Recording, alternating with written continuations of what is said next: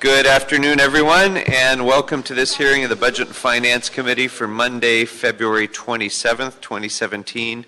I'm Paul Krikorian, joined by my colleagues, Ms. Martinez and Mr. Blumenfield, and we're ready to begin. Members, I would have proposed items 7, 8, 9, 10, and 11 for consent approval. Item 8 does have a technical change that we'll need to make, but other than that technical change, I would have proposed those for consent. We do have a card on number 8 and number 11. So why don't we go ahead and take those cards while you're considering whether you'd have any objection to consent approval. So we'll start with Tom Williams, and Dr. Williams, you'll have, we'll just go ahead and take item 8 and your general public comment together, if that's all right with you. Okay. So, go ahead. 2 minutes then for both of those items.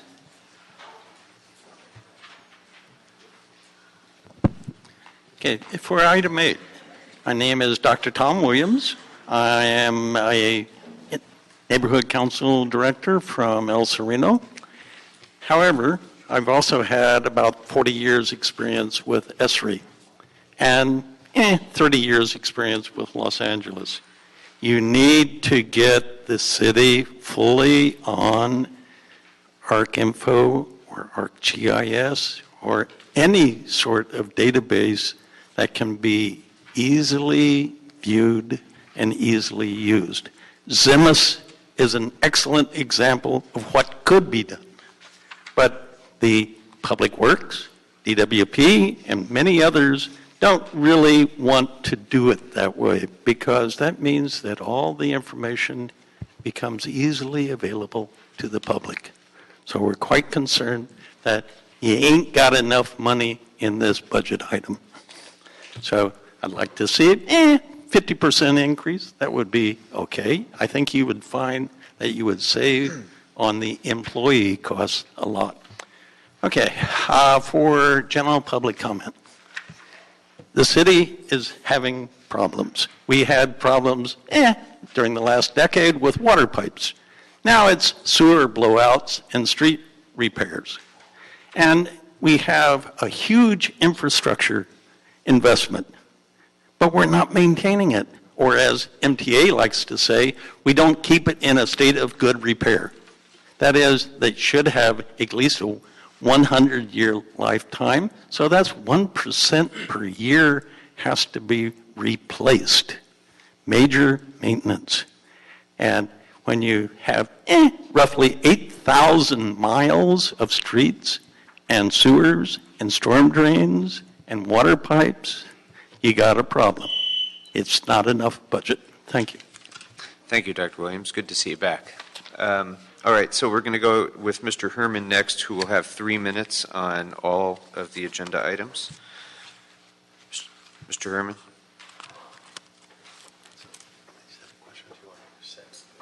I'll start off with general public comment.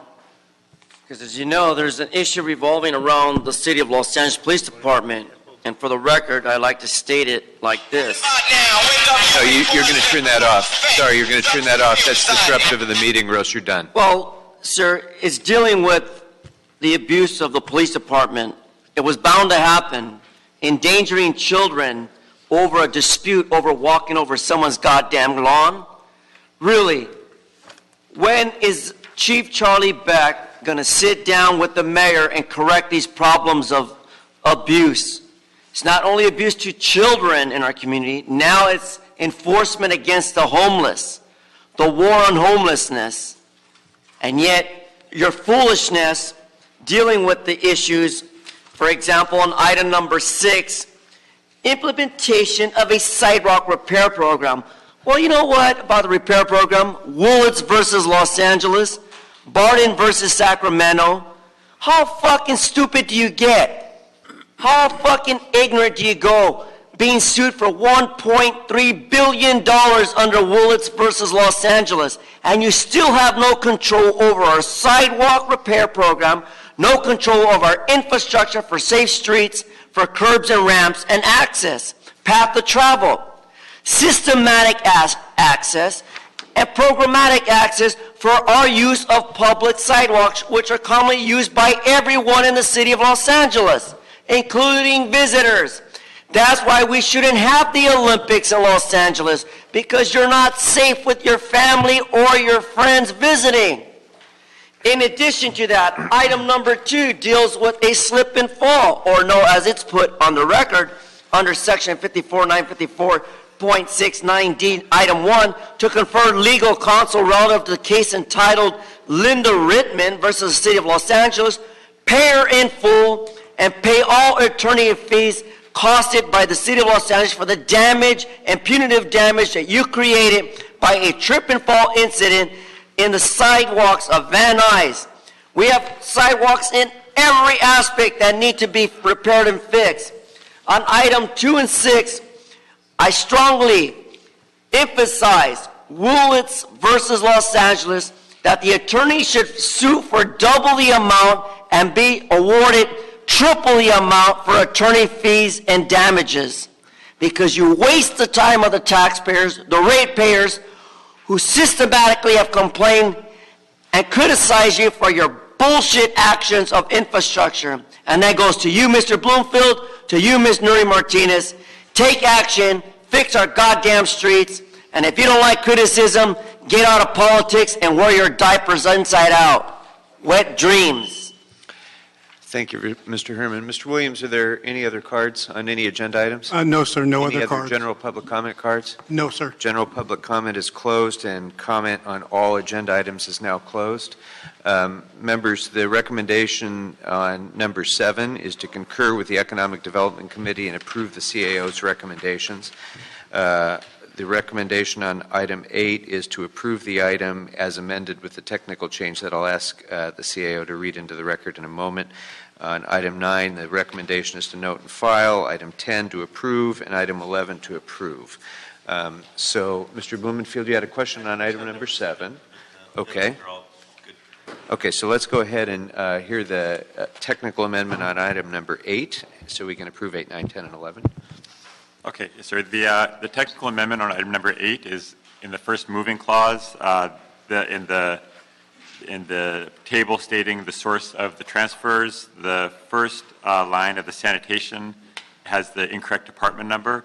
Therefore, that line is stricken from the table.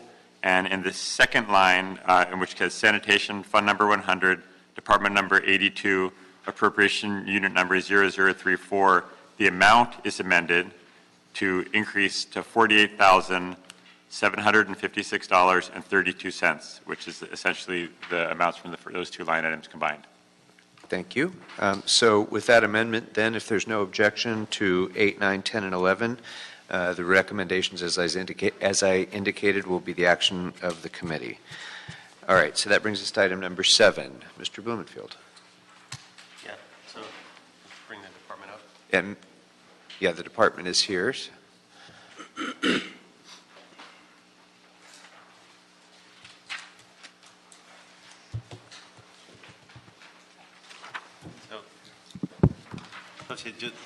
The main concern is we've got $1 million that we're not reimbursing to the general fund. So that looks like a general fund hit of $1 million.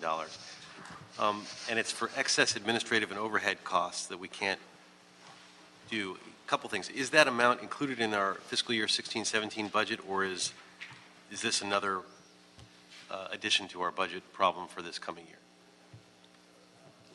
Shafia Amir from the CAO. Yes, it is included in the department's, it was counted as department revenue in the 16-17 budget as part of the reimbursements from that particular special fund. So in that sense, it will be a reduced reimbursement coming back to the general fund. So it's in the CAO report, it indicates it's an indirect impact to the general fund for the current year. So it does mean our general fund is lower by $1 million. The reimbursements, yes, the revenue coming in to the general fund are less or reduced. Right. And trying to understand, I kind of get it, but do other jurisdictions come up with this, and besides LA? I mean, this is because the feds aren't letting us count more than 10%. Right. Robert Science, Assistant General Manager. You're absolutely right. It's a federal regulation, so it's 10% across the country. Right, but are other cities having the problem of not being able to keep their administrative costs to 10% or less? And why is it, should we be worried about this problem that we can't keep within that guidelines? Well, our overhead is about 20%. So our administrative costs over the last 3 years actually has been reduced. But one of the issues is that it's been a structural problem. When we used to have the community development department, we had 3 major funding sources that was able to support an infrastructure for a department. You had CSBG, CDBG, and the Workforce Investment Act dollars. When they did the split of the department and renamed it as Economic and Workforce Development, the CDBG and CSBG administrative costs went to the housing department. The WIOA dollars stayed as the major support for economic development. There's no general fund cash that comes in for the administrative support for the EWDD. And there's an actual prohibition of using Workforce Investment Act dollars for economic development. So we have to play a very fine line in how we're structured here in Los Angeles. That part is fairly unique to Los Angeles. In other jurisdictions around the country, they generally have 3 or 4 of the major federal funding sources like we used to, all under one department. The state of Texas runs their whole system that way, state of Florida. So they're able to reduce the administrative cost to each of those funding sources or within the cap. You're saying overall it kind of evens out, maybe high here, but we'll be low. Right. The city, if the city was running an economic development department with general fund dollars, there would be a huge infrastructure cost for that general fund infrastructure costs. We don't actually have that coming into our department. We have general fund dollars that come into our department for specific economic development programs, but not for infrastructure. And if with Trump moving forward and, he's talking about more defense spending and, tax cuts, and this potentially could impact us here, because this is, yes, where something's got to give. So right. How is that going to affect, are we making contingency plans for that? Yes, on 2 ends. There is a real possibility that there will be reductions. We do know that we're going to have about $2 million reduction coming July 1 of 17-18. There's a real possibility that there'll be greater reductions on the federal level for 18-19. Our contingency plan has been... The $2 million is a Trump administration thing, or that's prior? It's prior to the Trump administration. It's just the federal allocation. When we do better as a state in our unemployment, our dollars go down. So it's a good thing on one hand that we have less unemployment. The bad thing is our resources do go down.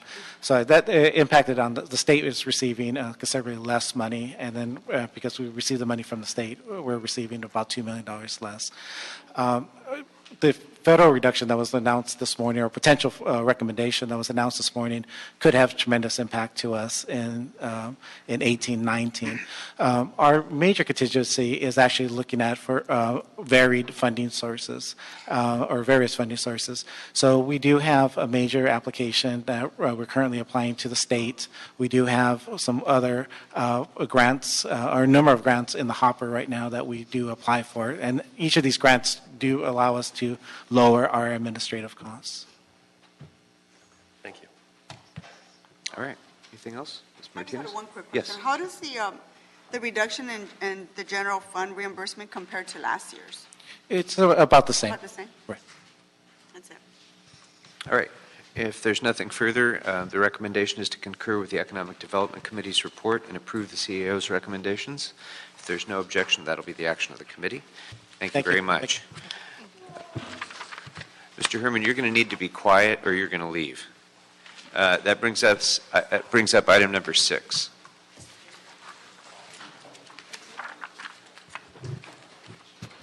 Item number 6 is the city engineer report relative to the implementation of a sidewalk repair program, alternative materials pilot testing program. Good afternoon. Good afternoon. Julie Souter with the Bureau of Engineering, and I'm here with Kim Schultz, who is a senior project engineer with the sidewalk repair team. This afternoon, we're here to request authorization to establish an alternative materials pilot testing program for the sidewalk repair program. This pilot program was developed in part to address a request by Council to look at different alternative materials for implementation on the sidewalk repair program. As part of that, Council also requested that we reach out to vendors and manufacturers to get a robust list of materials that may be suited for this program. In doing so, we reached out to 32 different manufacturers, and of those, we received back 23 informational specification that allowed us to further develop our program. The 6 areas that we were able to categorize this vendor information was on plastic panels, rubberized material, cementitious pavers, energy generating panels, pervious concrete, and alternatives to Portland concrete. So our goal for this program is that over the next 3 years, we're able to get information, and as these materials are tested and evaluated, we can implement them on the sidewalk repair program. We would like to report on an annual basis back to the council on how the pilot program is developing. We picked out target facilities, again, with city facilities being our key focus, those in most need of repair and that have a street sidewalk issue nexus. As part of the authorization, we would like to request $1.5 million to be set aside for this pilot repair program. Okay. I know Mr. Blumenfield is going to want to discuss this because he's been a driving force really in ensuring that we have a deep examination of the alternative building materials. The one question I have separate from the materials themselves on the choice of the placement of the pilot programs, though, is if we are going to be using city-adjacent sidewalks to do this, we've been repairing city-adjacent sidewalks for the last almost 3 years now, and spending, not quickly enough for my tastes, but spending money to repair those sidewalks. And I just wonder if whatever is left is a representative sample. In other words, because I'm kind of assuming that if we haven't repaired them already, they must be very significant, very expensive repairs. Right. I guess it's unfortunate that we do have a backlog adjacent to city facilities. It is unfortunate. Yes, it is, and so it has to get fixed. Right, and so we did have our staff go out and assess potential sites, and there are still a considerable amount of sites adjacent to city facilities that would be a very good location for testing our alternative materials. Again, these are sites that are adjacent to city facilities, have a severe severity index indicating that they are very much in need of repair, as well as we're looking for that, that tree sidewalk nexus. Okay, so I'm going to sound like a broken record, okay, because I've been saying this for 3 years now. Mm-hmm. These sidewalks, this money has to be spent. We put $50 million into the Sidewalk Repair Trust Fund over the course of the first 3 years of this that was all going to go for city-adjacent sidewalks. And I can't stress enough, again, to the department that there is urgency in getting this done. And I don't know why we can't seem to spend this money fast enough. But whatever the reason, I certainly don't want to slow up those repairs further by identifying these as the location for pilot programs that might take longer than the repair itself would be. So help me to get to a comfort level that I'm not going to be saying the same thing 3 years from now when we still don't have city-adjacent sidewalks finished. And this pilot program will not hold up our overall program. Again, we have a budget of $31 million that the Bureau and the program is on target for expending in fixing our sidewalk repair. So this pilot program in no way will defer the ongoing work that we're doing. We just want to be able to, in parallel, look at alternative options that we can utilize as we develop. This is a 30-year program, and so we want to be able to provide a robust tools in our toolkit to implement sidewalk repair. But to answer your question, we are on track for meeting our goal this year of expending our budget for the sidewalk repair program. Okay. Okay. I'll take your word for it. I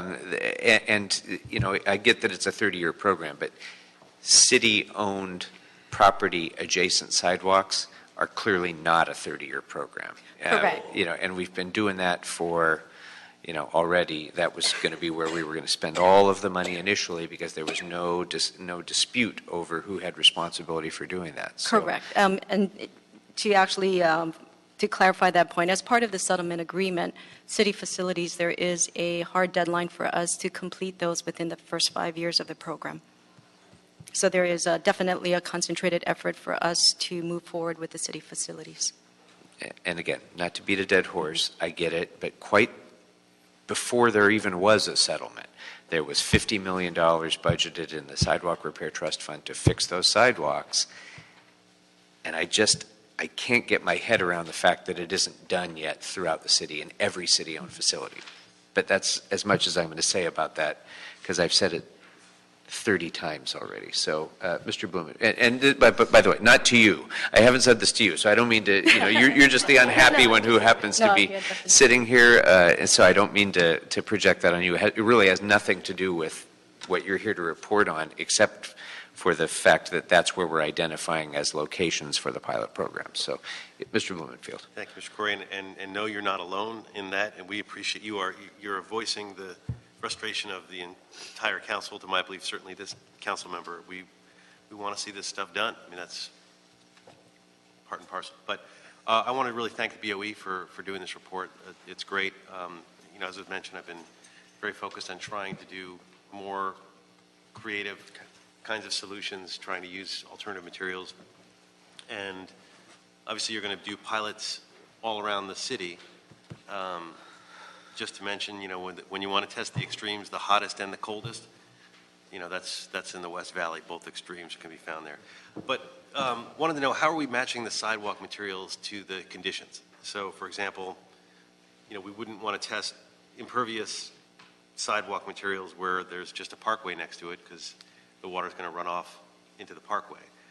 Similarly, we'd want to have that pervious concrete where we have concrete to concrete. So making sure that we're doing the right pilots in the right areas. So we'd want to test the plastic ones where there's parkways and things like that. How are we going about not just geographically being diverse, but making sure that the pilots are matched with the ground conditions? Material, yeah, absolutely. So that is something that we're going to be doing further investigation. Like you were mentioning, want to make sure that the ground itself is pervious and not clay, and if we're testing out systems that are more impervious or have pervious pavers, for example. We do, as part of our investigation, we've identified 3 sites, so that will give us some flexibility to, in our final selection, making sure that the materials that we're testing, whether it be a pervious paver or an alternative concrete, is best suited for that particular location. I don't know if Kim had anything. Kim's been on our team and has been very living and breathing the research on this alternative materials. So, Julie's absolutely right. It's one of those things where we want to build flexibility into the program, so when we're halfway down the rabbit hole, we're not trapped. And so we are looking at multiple sites, and we will have flexibility. We have a number of responders and a number of materials we can test.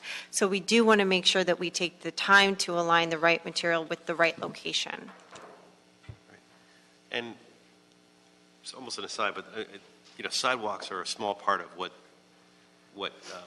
Portland concrete is used for. Right? We got all sorts of other things that it's used for, and I imagine there are tests being done on different types of concrete throughout the building industry. Are there parallel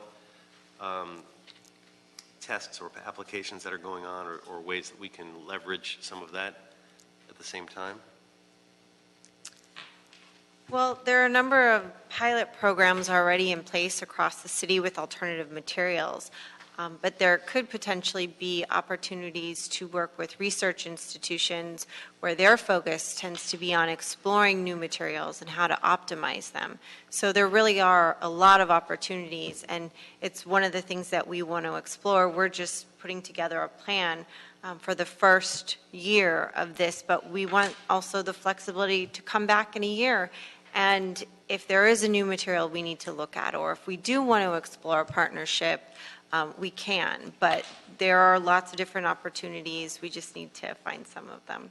And as part of our outreach, when we initially embarked on this program, we did partner with some of our peer researchers, FHWA, UCLA, as well as other cities. City of Santa Monica has done a pilot program, and so we have reached out to them and, get some lessons learned on their program as well. So what is nice about it, since we know that this is going to be a 2 to 3 year program, as we identify additional information or new products come out on the market, that is something we definitely can add onto the list of materials that we have to be tested. Great. Well, again, thank you for all your work on it. Just to follow up on one of those points, I see that Mr. Lorenzen is here. Has urban forestry been engaged in the development of this proposal as well? Yes, Ron's been attached to my... He's right here. He's coming up. He's not going to miss the opportunity. Yes, the Bureau of Street Services has been working with BOE in looking at the alternative materials. What we have found, if you're talking about relative to the trees, the issue for the trees on this side of the equation is the amount of maintenance that may be required or not required because of installing alternative materials. And as Councilman Blumenfield has said, the open parkways, we already have an area of infiltration, and probably better just to use conventional PCC in those areas that, as BOE has indicated, we'll be concentrating on those areas that pervious concrete or pavers or even the plastic or rubberized tiles that actually have more permeable areas through seams and things like that, that we use them there. But certainly,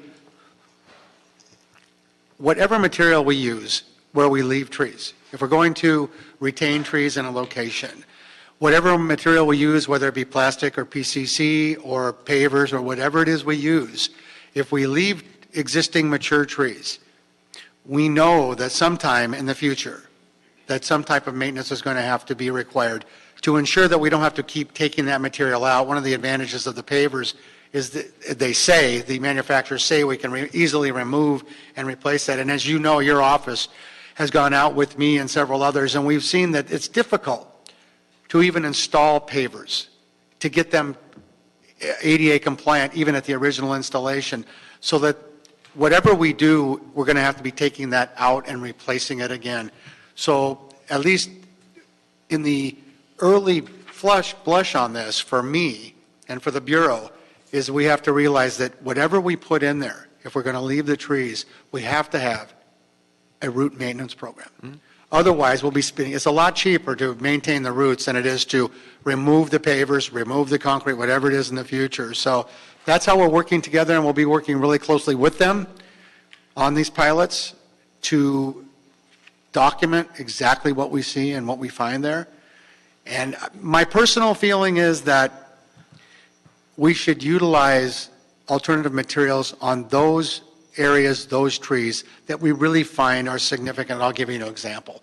If we have the historical cultural monument deodars on White Oak, not in your district, but it's in the valley, either one of yours district, but there's an example of, you know what, let's spend the money. Let's put alternative materials in here. But on, say, like the day that we went out, Councilman, when we went out there together and we saw that street with American sweet gums, probably that wouldn't be a great place to utilize alternative materials, because if we leave those trees, we know they're going to cause problems. So we have to be really careful what we do and how we utilize these materials. And I think as we move forward that we'll try to find locations that allow us to have information in the future that we can actually utilize these in an intelligent way. I would just add that in addition to the ongoing maintenance issue, there are alternative materials that might allow for a greater degree of tree preservation as well. If you don't have to trench and lay 4 inches of Portland concrete, if you can have a, less deep trenching, for example, there might be opportunities to preserve roots that will help to preserve the tree. So I would want to look at it from that angle as well, where the alternative materials might allow us to do less damage to the urban forest. That's a good point. And there are areas where we could put the alternative materials basically on top of existing roots. But if we do that, we can put concrete on top of existing roots. We did in the 2000 program, we actually ramped. But what we have found is in those locations, we didn't do any damage to the tree roots. But those trees continue to grow because we gave them the room and space. And now those ramped areas. So regardless of the material, if we put materials over an existing rootstock without doing anything to the rootstock, then we are taking the chance that not too far in the future we'll have to go back in and take them out and either re-ramp it or begin to root prune. Okay. Ms. Martinez? Yeah, I asked most of my questions when this item was in Public Works 2 weeks ago, but there's 2 additional questions that I just thought about. Can we include the pilot program as part of the Willett settlement? That is something that we will be discussing with the plaintiffs once the settlement is So executed. you're thinking about it, because I think. Yeah, why not? it's definitely, the settlement is going to be executed in a couple of weeks, and we do have our initial kickoff meeting, I would say, with the plaintiffs. And so we do have this is one of the items that we will be discussing with them. And then the other thing I forgot to mention 2 weeks ago, can the department give us a cost-benefit analysis of the use of recyclable materials versus the traditional sidewalk materials? Right, and that will be part of our analysis. And also include the cost of maintaining. Right, maintenance, yeah, definitely. The recyclable material sidewalks. Right. Yeah. And we talked about piloting in the valley where it tends to get hotter The than other parts of the island, city. yeah. We talked about that 2 weeks ago as well. Okay, thanks.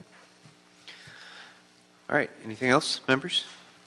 All right, well then, if there's no objection, it would be the action of this committee to concur in the Public Works and Gang Reduction Committee report and approve BOE's recommendation, and further request that the CAO present on the availability of funding in the 17-18 proposed budget to finance this program. If there's no objection, that will be the action of the committee. Thank you very much. Thanks for your good work on this. All right, that completes our open session items, and so we'll proceed now to closed session.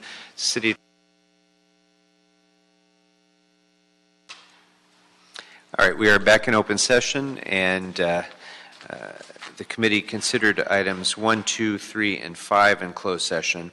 Item number 4 will be continued until the next meeting of this committee. Is there any other business before the committee? No, sir, that clears the desk. All right, seeing none, we are adjourned.